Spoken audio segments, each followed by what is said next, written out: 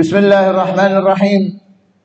Alhamdulillahi rabbil alamin. Wassalatu wassalamu ala sayyidina Muhammadin wa ala alihi wa sahbihi ajma'in, amma ba'd. Alhamdulillah, pada malam hari ini, pada pertemuan kali ini, Masya Allah, kita berada di awal bulan Dzulhijjah, yang mana Masya Allah pada awal bulan Dzulhijjah ini banyak daripada keutamaan-keutamaan, daripada amalan-amalan, doa-doa dan aurat, wirid-wirid yang selayaknya untuk kita baca, yang mana semua ini kembalinya untuk manfaat kita. Dan diantaranya kita disunnahkan untuk berpuasa, khususnya di bulan haram, dan khususnya lagi di awal bulan Dzulhijjah ini, dari tanggal 1 sampai tanggal 9 Dzulhijjah, yang mana apabila kita nggak mampu, apabila kita ada halangan atau kita sibuk atau lainnya, jangan sampai kita tinggal dua puasa ini, yang mana insya Allah jatuh pada hari Selasa depan dan hari Rabu depan insya Allah, yakni puasa Yaum Tarwiyah tanggal 8 Dzulhijjah, namanya puasa Tarwiyah. Masyru', disyariatkan, ada hadisnya. Dan juga yang paling utama yakni puasa di hari Arafah, yakni tanggal 9 Dzulhijjah, besoknya mau lebaran. Ya, tanggal 9 itu namanya Yaumul Arafah. Bahkan disebutkan di dalam sebagian riwayat, tidak ada puasa yang lebih afdal setelah bulan Ramadan kecuali puasa Arafah. Yang disebutkan juga di dalam hadis sahih riwayat Imam Muslim bahwa orang yang puasa di hari Arafah, man sama yaum Arafah aktasib billah ayyukaffir dhunubahu sanatan madiyah wa sanatan ba'dahu. Kama qala Rasulullah sallallahu alaihi wasallam, siapa orang yang puasa di hari Arafah, yakni tanggal 9 nanti, jangan sampai enggak, usahakan untuk puasa sekuat tenaga, walaupun ketinggalan sahur mungkin. Ya, karena apa? Karena di situ Allah Subhanahu wa taala mengampuni dosa-dosa kita yang telah lampau dan yang akan datang. Dan di dalam riwayat yang lain juga disebutkan pahalanya seperti pahala puasa 1 tahun penuh. Dan masih banyak riwayat-riwayat lain yang memberikan keutamaan tentang puasa hari Arafah. Yakni di sini disebutkan tentang Arafah di kitab Nuzhatul Majalis.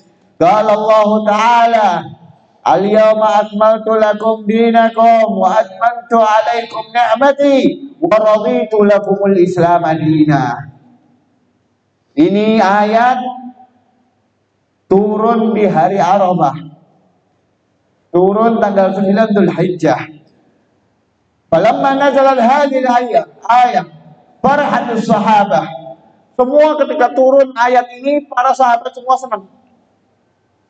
Kenapa? Karena Allah Subhanahu wa taala telah mengisyaratkan kepada baginda Rasulullah SAW dalam ayat ini untuk memberitahu umatnya bahwa agama Islam ini telah sempurna. Agama Islam ini telah komplit, dan agama Islam ini adalah agama yang paling diterima oleh Allah Subhanahu wa taala, yang paling diridhai oleh Allah Subhanahu wa taala. Para sahabat senang. Ini kabar gembira. Kecuali Sayyidina Abu Bakar As-Siddiq. Beliau agak sedih. Kenapa? Karena beliau tahu kalau sudah sempurnanya ini agama, kalau sudah sempurnanya ini ajarannya Rasulullah SAW, berarti ini tanda sudah tidak lama lagi Rasulullah SAW bakal meninggal, bakal wafat. Betul? Di sini disebutkan wa asyan Nabi sallallahu alaihi wasallam ba'daha, yakni ba'da yaum Arafah. Turun ayat itu, Rasulullah itu hidup berapa? Samanina yauman, kurang lebih 80 hari. Berarti meninggalnya di bulan Rabiul Awwal. 80 hari setelah hari Arafah. Ya. Kemudian di antara keutamaan puasa di hari Arafah?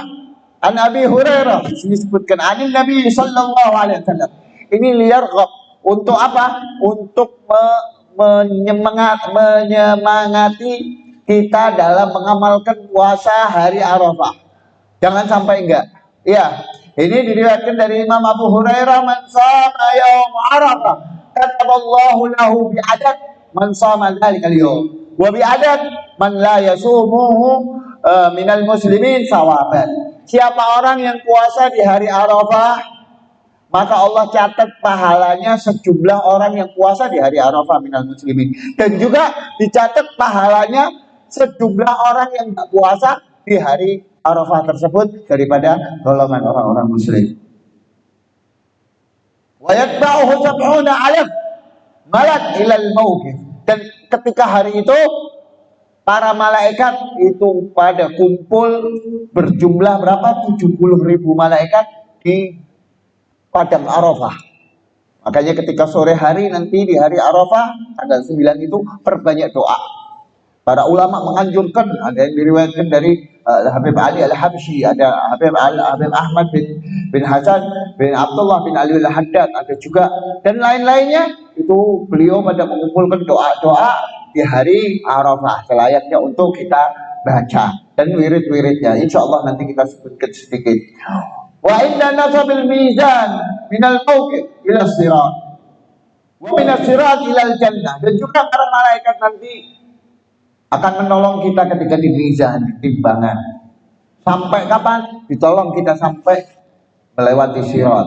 Dan juga ditolong kita dari sirat sampai masuknya ke surga. Ini ditolong oleh para malaikat. Wa istabshirunahum kulli khatwa yaqduha marfumihi bi bisyaratin jadidah. Dan setiap kita orang melangkah dalam berpuasa di hari Arafah, itu diberikan bisyarah, diberikan kabar gembira oleh Allah Subhanahu wa taala. Dengan kabar gembira akan kita masuk ke surga bila hisab. Amin ya rabbal alamin. Wa an Nabi sallallahu alaihi wasallam, dan di dalam hadis lain, di sini banyak ini hadisnya, ada hikayah-hikayahnya panjang. Kita ambil sedikit tentang hadisnya saja. Ya, man shama yaum tarwiyah a'tahu Allah sawab Ayyub alaihi salam ala balaihi. Siapa orang yang puasa di hari tarwiyah tanggal 8-nya. Jadi tanggal 8 juga dianjurkan untuk puasa.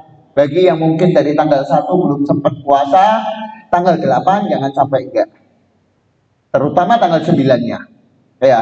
Ini siapa yang puasa di hari tarwiyah, itu Allah berikan pahala kesabarannya Nabi Allah Ayyub ketika menghadapi ujian dari Allah Subhanahu wa taala. Wa man shama yaum Arafah, siapa orang yang berpuasa di hari Arafah, a'tahu thawaba misla thawab Isa alaihi salam. Allah berikan pahala seperti pahala yang diberikan Allah kepada Nabi Allah Isa alaihi salam. Dan juga di sini diriwayatkan, man shama yaum Arafah ghufira lahu ma taqaddama min dambihi wa ma ta'akhkhar. Nah, ini yang hadis diriwayatkan, hadisnya yang sahih. Itu siapa orang yang puasa di hari Arafah, itu diampuni dosanya yang telah lampau dan yang akan datang. Ya. Kemudian al-yaum as-samin min Dzulhijjah yusamma yaum tarwiyah. Hari ke-8 daripada bulan Dzulhijjah itu dinamain hari tarwiyah. Tanggal 8 Dzulhijjah. Kenapa soalnya? Ada sebabnya. Di sini ada 2 sebab, tapi di sini disebutkan sebabnya yang pertama, yakni yang ila li'anna Ibrahim alaihi salam tara fihi fir ru'yah allati rahaha yutbah waladahu min Allah. Ketika tanggal 8 itulah saat ketika Nabi Allah Ibrahim melihat di dalam mimpinya perintah Allah Subhanahu wa taala untuk menyembelih anaknya Nabi Allah Ismail. Makanya dinamakan tarwiyah daripada kalimat ar-ru'yah atau mimpi Nabi Allah Ibrahim. Makanya disebutkan. Ada yang mengatakan lagi itu karena apa? Li'anna an-nas yamla'una ra'yahum fihi li'ajli su'ud Arafah. Karena ketika hari tarwiyah itu para manusia ketika itu, orang-orang muslim ketika itu pada memenuhi gerbah atau tempat airnya, ya, minumannya, bekalnya untuk dia turun ke padang Arafah untuk wukuf di Arafah ketika haji. Ya, karena inti daripada ibadah haji itu wukuf di Arafah. Mudah-mudahan kita semua dikasih kesempatan untuk berangkat haji ya rabbal alamin. Wa qala Anas radhiyallahu taala anhu, dan diriwayatkan dari Sayyidina Anas, "Shaum kullu yawm min ayyamil ashr bi alf yawm." Oh, ini pahalanya. Kata Sayyidina Anas, orang yang puasa setiap harinya dari tanggal 1 sampai tanggal 9, setiap hari itu pahalanya seperti pahala alf yawm, 1000 hari. Riwayat lain yang mu'tamad itu man shama yauman min ashhuril hurum itu takdil som sanah. Orang yang puasa satu hari di bulan-bulan haram itu ada berapa? Ada 4. Ya kan? Dzulqa'dah, Dzulhijjah, Muharram, dan Rajab. Itu 4. Siapa yang puasa satu hari di bulan-bulan itu tadi, maka pahalanya seperti puasa 1 tahun. Itu di dalam riwayat sahih lainnya. Ya, kalau ini menurut Sayyidina Anas itu bilang apa, satu hari seperti apa? Seperti 1000 hari pahalanya. Wa yaum Arafah, dan puasa di hari Arafah ta'dil bi asyrah alaf, 10.000 kali. 10.000 hari. Masya Allah. Wa anin Nabi sallallahu alaihi wasallam, dan diriwayatkan dari Rasulullah sallallahu alaihi wasallam tentang hari Arafah. Idza kana yaum Arafah, ketika datang hari Arafah, nasyarallahu rahmatahu, Allah menyebarluaskan rahmatnya. Walaisa beliau aksar minggu, dan tidak ada di hari Arafah itu hari yang lebih banyak Allah subhanahu wa ta'ala membebaskan hamba-hambanya dari api neraka. Ketika hari itu Allah bebaskan semua hambanya dari api neraka, sangat banyak jumlahnya. Wa man sa'alallahu ta'ala fi yaum Arafah hajatan min hawaijid dunya wal akhirah qadaha lahu. Dan siapa orang yang doa minta sama Allah dalam satu hajat, baik hajat dunia maupun hajat akhirat, maka Allah subhanahu wa ta'ala akan penuhi itu hajatnya semuanya. Wa shaum yaum Arafah yukaffir sanah madiyah wa sanah mustaqbalah. Ini dalam hadisnya juga, siapa orang yang puasa di hari Arafah itu bisa menggugurkan dosa-dosa yang telah lampau, tahun yang telah lampau, dan tahun yang akan datang. Masya Allah. Masya Allah. Ini sedikit daripada anjuran untuk kita mengamalkan puasa Arafah. Sebenarnya banyak, sampai 5 lembar ini. Ada hikayat-hikayatnya di dalam kitab Nuzhatul Majalis. Dan tetapi alhamdulillah sebagian daripada hadis tadi ini untuk menyemangati kita agar tidak terlewatkan dalam puasa di hari Arafah khususnya, dan juga kalau bisa bagi yang mampu untuk puasa di hari tarwiyahnya, tanggal 8-nya. Seperti itu. Dan di sini di dalam kitab Kanzun Najah wa Surur ada beberapa doa yang mana yang perlu kita amalkan di awail asyr Dzulhijjah ini, dari tanggal 1 sampai tanggal 10 setiap hari dijadikan wirid, yakni membaca doa yang dalam hadis disebutkan, itu diriwayatkan daripada Imam At-Tabarani bahwa Rasulullah sallallahu alaihi wasallam qala man qala fi ashrul hijjah kullu yawm 10 marrat. Siapa yang membaca ini, kata Rasulullah sallallahu alaihi wasallam, di tanggal 1 sampai tanggal 10 Dzulhijjah setiap harinya 10 kali. Apa itu? Ingat, la ilaha illallah adadul juhur, la ilaha illallah adad amwajil kuhur, la ilaha illallah adad nabati wal syajar, la ilaha illallah adad al-qadri wal matar, la ilaha illallah adad al-abhil uyun, la ilaha illallah khairun mimma yajma'un, la ilaha illallah min yaumina hadha ila yaumi yunfakhu bis-sur ghufira lahu ma taqaddama min dhanbihi wa ma ta'akhkhar. Diampuni segala dosanya yang telah lampau dan yang akan datang. 10 kali setiap hari. Itu di dalam hadisnya. Ada di kitab Kanzun Najah wa Surur. Insyaallah nanti kita fotokan, kita kirim ke grup insyaallah. Dan ada riwayat lagi, satu lagi yang agak panjang yang biasa dibaca, itu sama riwayatnya. Nah, kata beliau sahibul kitab Kanzun Najah wa Surur, selayaknya kita untuk mengamalkan dua-duanya. Jadi baca yang riwayat yang pertama 10 kali, dan baca yang riwayat hadis Imam Tabarani yang kedua nanti kita sebutkan 10 kali juga. Yang pertama ada panjang ini. Kalau yang kedua yang barusan kita sebutkan hadis pendek tadi. 10 kali 10 kali terserah mau di pagi hari ada subuh atau ada sholat duha atau ada zuhur atau ada asar atau malam ada maghrib atau ada isya, terserah ya, dibaca setiap hari 10 kali. Nah bagusnya gimana? Baca dua-duanya, yang riwayat pertama 10 kali, yang riwayat kedua 10 kali. Loh enggak, kita enggak sempat waktunya, kita sibuk, kita mau singkat aja, pilih salah satu yang mana. Nah, kata beliau, kalau kalau kita ingin meringkas salah satu, milih salah satu dari dua ini, maka pilih yang ada riwayat Imam Tabarani tadi yang kedua, yang ringkas itu. Jangan sampai ditinggal, dibaca setiap hari 10 kali. Karena itu riwayatnya lebih sahih. Seperti itu. Dan amalan lagi yang perlu kita amalkan, yang disebutkan juga di dalam kitab Muqaddimah Al-Hadramiyah, itu apabila masuk tanggal 1 sampai tanggal 10 Dzulhijjah, ini apabila kita melihat hewan kurban, maka kita disunahkan untuk yukabbir, untuk bertakbir. Ya, Allahu Akbar, Allahu Akbar, Allahu Akbar, Allahu Akbar, Allahu Akbar, walillahil hamd. Setiap kita melihat hewan kurban, entah itu sapi, onta ataupun kambing, sunnah kita mengucapkan takbir. Dalilnya ada disebutkan di dalam Al-Quran, wa yadhkuru ismallah fi ayyamin ma'lumatin bima razaqahum min bahimatil an'am. Dan ingatlah nama Allah Subhanahu wa ta'ala, berzikirlah nama Allah Subhanahu wa ta'ala di ayamin ma'lumat. Di ayamin ma'lumat ini yakni tanggal 1 sampai tanggal 10 Dzulhijjah. Alama razaqahum, atas apa-apa yang Allah berikan rezeki kepada kalian, min bahimatil an'am, daripada hewan-hewan ternak. Ya, kita kalau lihat ingat takbir. Itu para ulama mensunahkan kita untuk takbir setiap melihat hewan kurban. Kemudian dan juga di hari Arafah khususnya kita disunahkan di sini untuk membaca surat Al-Ikhlas. Qul huwallahu ahad berapa kali? 1000 kali.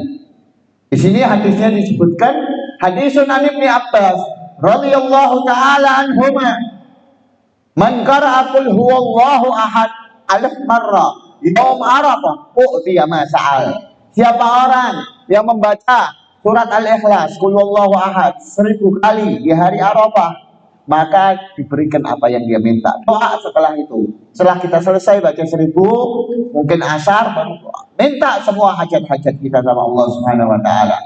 Ya, 1000 kali itu. Kemudian juga di hari Arafah kita disunnahkan untuk memperbanyak. Sebenarnya ini bukan hari Arafah toh. Jadi sekarang, dari tanggal 1 kemarin sampai tanggal 10 ini memperbanyak zikir la ilaha illallah wahdahu la syarikalah lahul mulku wa lahul hamdu wa huwa ala kulli syai'in qadir. Sebanyak mungkin, mau 100 kali, mau 200 kali, mau 300 kali, mau 1000, afdol. Ya, memperbanyak kalimat la ilaha illallah wahdahu la syarikalah lahul mulku wa lahul hamdu wa huwa ala kulli syai'in qadir, sebanyak mungkin di hari-hari awal bulan Dzulhijjah, khususnya di hari Arafah, seperti itu. Kemudian di sini juga diajarkan doanya Rasulullah SAW di hari Arafah yang diriwayatkan oleh Imam At-Tirmidzi. Selayaknya kita juga baca. Ya, ini ada riwayatnya. Apa itu? Ketika Rasulullah SAW wukuf di Arafah, wukuf di padang Arafah, Rasulullah mengangkat tangannya dan berdoa. Apa doanya? Allahumma lakal hamdu kamal ladzi naqul wa khairan mimma naqul. Allahumma lakal salati wa nusuki wa mahyaya wa mamati wa ilaika ma'abi wa laka rabbi turati. Allahumma inni a'udzubika min adzabil qabr wa waswasis sadr wa syakatil amal. Allahumma inni a'udzubika min syarri ma taji'u bihi rih.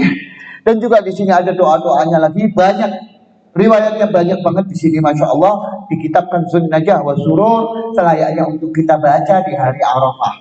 Ya, jaga pandangan kita, jaga telinga kita, jaga mulut kita juga dari perbuatan-perbuatan yang bisa menghancurkan pahala-pahala tadi di hari Arafah tersebut.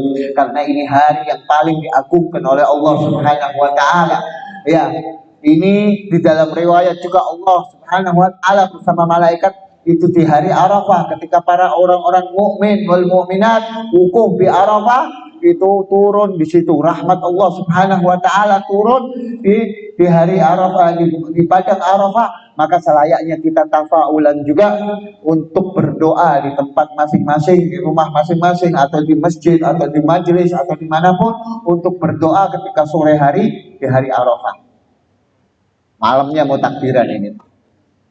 Itu tadi tentang hari Arafah. Dan kemudian disunnahkan lagi bagi kita, khususnya yang gemar untuk datang ke majelis ilmu, untuk menghidupkan malam hari raya.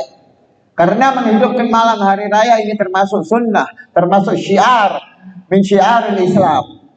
Dengan apa? Dengan beribadah kepada Allah Subhanahu wa taala, dengan salat berjamaah, dengan qiraatul Quran, mengadakan khatam Quran, mengadakan majelis-majelis khair dan juga bertakbiran. Nah, di sini sedikit ada catatan, yakni takbirani Idul Adha sama Idul Fitri beda. Kalau kemarin kita Idul Fitri takbirannya mulai dari kapan? Dari terbenamnya matahari malam Idul Fitri, maghrib. Ya, sampai kapan? Sampai imam sholat Idul Fitri. Selesai sudah itu. Kalau Idul Adha beda. Idul Adha itu ada takbir namanya takbir muqayyad. Apa itu takbir muqayyad? Takbir muqayyad itu takbir yang terikat dengan sholat. Setelah sholat gitu. Nah, kapan mulai takbiran di hari raya Idul Adha?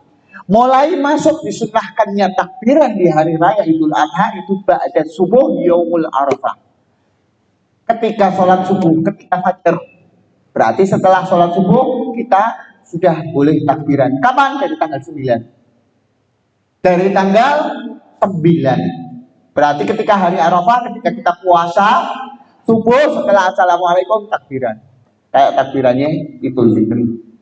Nanti sholat duha, assalamualaikum, sholat duha, takbiran lagi.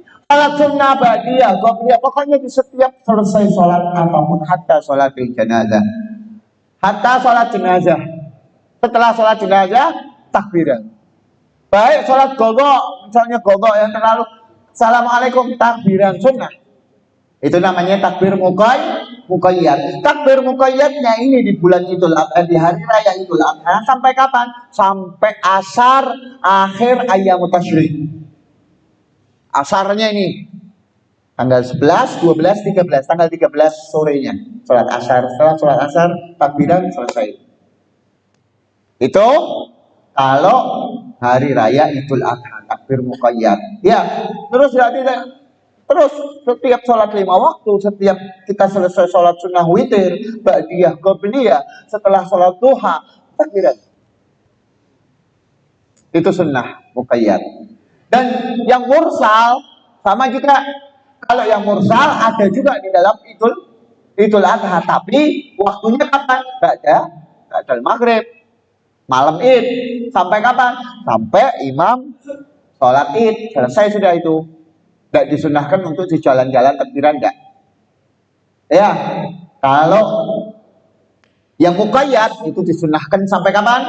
Sampai ayyamut tasyrik. Jadi kita setiap selesai sholat takbiran Allahu Akbar, Allahu Akbar, takbiran. Atau sholat sendiri, atau sholat sendiri. Ya, atau sholat jenazah bahkan. Itu tadi tentang takbiran. Ya, dan juga disunahkan lagi ketika hari Idul Adha setelah subuh sampai kita sholat Id itu disunahkan untuk imsak. Imsak itu apa? Tidak makan, tidak minum, tidak kayak puasa sudah, tidak ngelakuin sesuatu yang membatalkan puasa. Itu namanya imsak. Sampai kapan? Sampai kita selesai sholat Idul Adha. Sunnah hukumnya. Kebalikannya Idul Fitri. Kalau Idul Fitri itu sunnahnya malah makan dulu. pakai manis-manisan, korma. Tapi kalau Idul Adha, jangan makan, jangan apa, jangan minum, apalagi rokokan. Jangan dulu. Nanti setelah sholat baru monggo. Mau makan, mau minum dan disunahkan. Kama fa'alan Nabi Shallallahu Alaihi Wasallam itu apa? Makan daripada hewan korbannya. Apabila kita dikasih rezeki untuk menyembelih hewan korban, ambil sedikit, langsung dimasak, kita makan dengan itu. Itu yang dilakukan oleh Rasulullah Shallallahu Alaihi Wasallam. Seperti itu. Khususnya apa? Al-kibdah. Kibdah itu apa? Apa hatinya? Hati hewan korban kita. Itu digoreng, masak, makan. Itu sunnah. Kama fa'ala Nabi Shallallahu Alaihi Wasallam. Ya kalau tidak ada ya opor dulu, tidak apa-apa wis. Ya apa aja wis pokoknya. Seperti itu. Itu yang perlu kita ketahui di hari raya Idul Adha. Dan juga tentang sholatnya sama seperti sholat biasa. Dan jangan sampai kita tinggal sholat Idul Adha. Karena apa? Kalau ditanya afdolan mana sholat Idul Adha sama sholat Idul Fitri? Ini sholatnya afdolan sholat Idul Adha. Sholat Idul Adha sama sholat Idul Fitri. Sholat sunnah itu ya, hari raya Idul Adha sama hari raya. Afdolan mana? Afdolan Idul Adha. Kenapa soalnya? Langsung Al-Quran. Ya kan? Fasholli rabbika wanhar. yakni sholli di sini para ahli tafsir mengatakan ini adalah sholat Idul Adha. Kemudian wanhar nahara. Nahara yakni sembelih, berkorban. Seperti itu. Makanya jangan sampai ditinggal. Dan hukumnya sunnah muakkad ya. Jangan sampai ada yang meninggalkan untuk melaksanakan sholat itu. Atau sendirian. Oh kita jadi panitia, sibuk persiapan stok hewan kurban sampai habis subuh tidak kuat ketiduran, bangun-bangun jam 10. Wis bubar. Ya, sudah pada nyate. Kita baru bangun. Gimana terus? Sholat enggak? Sholat enggak apa-apa. Karena waktunya sampai kapan? Waktunya sampai sebelum duhur. Sholat sendiri, ya sendiri. Lah khutbahnya gimana? Khutbah dewe. Lah khutbahnya sunnah. Khutbah sholat id itu sunnah. Jadi kalau misalnya kita ketinggalan atau gimana, atau misalnya perempuan yang enggak sempat untuk sholat, sibuk di rumah mempersiapkan keperluan rumah, maka tetap disunahkan untuk sholat sendiri. Karena apa? Sholat hari raya ini adalah sholat yang tidak pernah ditinggal, sholat sunnah yang tidak pernah ditinggal sama Rasulullah SAW. Ada satu riwayat bahwa Rasulullah pernah sholat id ketika di Mina, ketika beliau haji. Ibadah terakhir. Tidak sholat di Mina. Yakni tidak sholat di sini masih belum tentu Rasulullah ini tidak sholat Idul Adha. Mungkin kemungkinan bahkan sahihnya Rasulullah sholat Idul Adha tapi sholat sendiri. Karena nggak sempat ketika itu sibuk. Rasulullah sibuk di hari raya tersebut. Rasulullah dalam keadaan sibuk, banyak tamu, banyak para sahabat, akhirnya sempat untuk sholat. Tapi dalam riwayat sholat sendiri tetap. Makanya dalam sahihnya itu Rasulullah tidak pernah meninggal sholat hari raya Idul Fitri dan Idul Adha seumur hidup. Selayaknya kita untuk tidak meninggalkan sholat Idul Adha.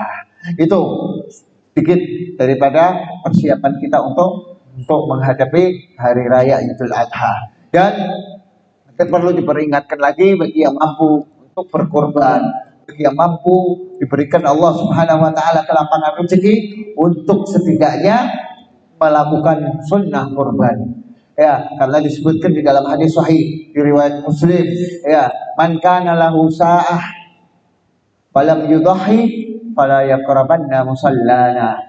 Siapa orang yang diberikan kelapangan rezeki sama Allah Subhanahu wa taala dan dia tidak mau berkorban, maka jangan sekali-kali dekat-dekat sama masjidku. Dengan hadis ini Imam Abu Hanifah dan Imam Ahmad bin Hanbal mengatakan wajib hukumnya udhiyah.